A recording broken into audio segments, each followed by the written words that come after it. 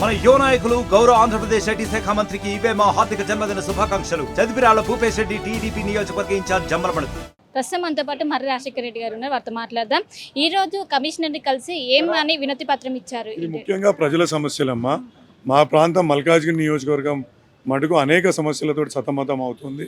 ప్రతి దగ్గర రోడ్లు, డ్రైన్లు ఇబ్బందికరమైన పరిస్థితి ఉంది. కాబట్టి దానికి సంబంధించే రిప్రజెంటేషన్ ఇవ్వడం కూడా జరిగింది. ఇప్పటికీ కమిషనర్ గారికి ఇది 7వసారి నేను రిప్రజెంటేషన్ ప్రతి ఒక్క సమస్యని తీసుకొచ్చి వాళ్ళకి ఇచ్చిన. ఇప్పుడు సిఆర్ఎంపీ రోడ్స్ ఉన్నాయి, సిఆర్ఎంపీ రోడ్స్ మీద ఎటువంటి అభివృద్ధి లేదు, కానీ దాని మీద కోట్ల రూపాయలని ప్రజాధనం దుర్వినియోగం చేస్తుంది.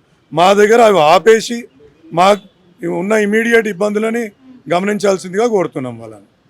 అవిశ్వాస తీర్మానానికి ఏమైనా వెళ్ళబోతున్నారా ఏంటి? ఇవాళ సబ్జెక్ట్ అది కాదమ్మా. ఇవాళ ప్యూర్లీ ప్రజలకు సంబంధించిన సమస్యలపైనే ఇవాళ కమిషనర్ గారిని కలవడం జరిగింది. కొన్ని ప్రోటోకాల్ సమస్యలు ఉన్నాయి. ఇప్పుడు కొందరు డీసీలు మా ఫోన్లు కూడా ఎత్తని పరిస్థితి ఉంది. వాటిపైనే కమిషనర్ గారికి చెప్పడం జరిగింది, కానీ మిగతా ఇంకా ఏ కార్యక్రమం పెట్టే ఆలోచన ఉందా? దీనికి మీరేమంటారు? ఇంకోటి అధిష్టానం నిర్ణయిస్తుందమ్మా. ఇప్పటి వరకు బీఆర్ఎస్ మెజారిటీ ఉన్నా కానీ ఇవాళ ప్రజలకు సంబంధించి మంచి పనులు చేస్తే మేము కూడా పెట్టాల్సిన అవసరం లేదు. ఇంద్రమ్మ ఇండ్ల గురించి కానీ రేషన్ కార్డులని ఇప్పుడు వాళ్ళు వచ్చి డివిజన్ వారీగా మీటింగ్స్ పెడతా అన్నారు, డివిజన్లో ప్రతి వార్డు వారీగా మీటింగ్లు పెడతా అన్నారు. అవన్నీ చేసి ప్రతి ఒక్కరికి ఇంద్రమ్మ ఇండ్లు అప్పచెప్పే విధంగా ఉంటే సంతోషంగా సహకరిస్తాం. మేయర్ గారికి కూడా సహకరిస్తాం. సమస్యలు పరిష్కారం అవుతున్నాయా? ఏ విధంగా ఉంది? అది అవ్వట్లేదు అనేదే మెయిన్ ప్రధాన సమస్య. ఇవాళ మా నియోజకవర్గంలో అత్యంత వెనుకబడి ఉంది. ప్రతి ఒక్క దగ్గర ఇవాళ డ్రైన్లు, కొన్ని దగ్గర ఇప్పటికీ మట్టి రోడ్లు ఉన్నాయి. అంటే మీరు నమ్ముతారా, హైదరాబాద్ సిటీలో మా నియోజకవర్గంలో మట్టి రోడ్లు ఉన్నాయి. అటువంటి దుస్థితి మా యొక్క ప్రాంతానికి ఉంది. అందుగురించి మేము ఆయనని పదే పదే కలిసి విజ్ఞప్తులు ఇచ్చి మా యొక్క ప్రాంత అభివృద్ధికి సహకరించవలసిందిగా కోరుతున్నాం. మేమందరం కూడా ఎమ్మెల్యేలను రావడం ఏంటంటే మొదటిగా ఆయనకు రిక్వెస్ట్ చేస్తున్నాం. ఇక లేకపోతే మా కార్యాచరణ మేము చేపడతాం.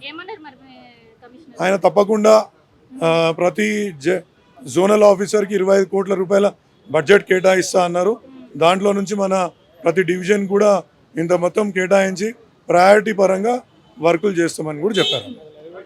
సో మొత్తం మీద ఏదైతే గ్రౌండ్ లెవెల్లో ఉన్నటువంటి సమస్యలు ఎవరు కూడా పట్టించుకోవట్లేదు, ముఖ్యంగా కాంగ్రెస్ ప్రభుత్వంలో ఎవరు పట్టించుకోవడం. దీనిపైన మేము ఈ రోజు కమిషనర్కి వినతి పత్రం ఇచ్చారు, దీనిపైన స్పందిస్తామని ఒకవైపు చెప్పారు. ఇంకోవైపు అవిశ్వాస తీర్మానం సంబంధించి మా అధిష్టానం నిర్ణయం తీసుకుని మా చేతిలో ఏముండదు, దీనిపైన అధిష్టానంతో చర్చిస్తామంటూ ఒకవైపు మర్రి రాజశేఖర రెడ్డి ప్రస్తుతం మనతో చెప్తున్నారు.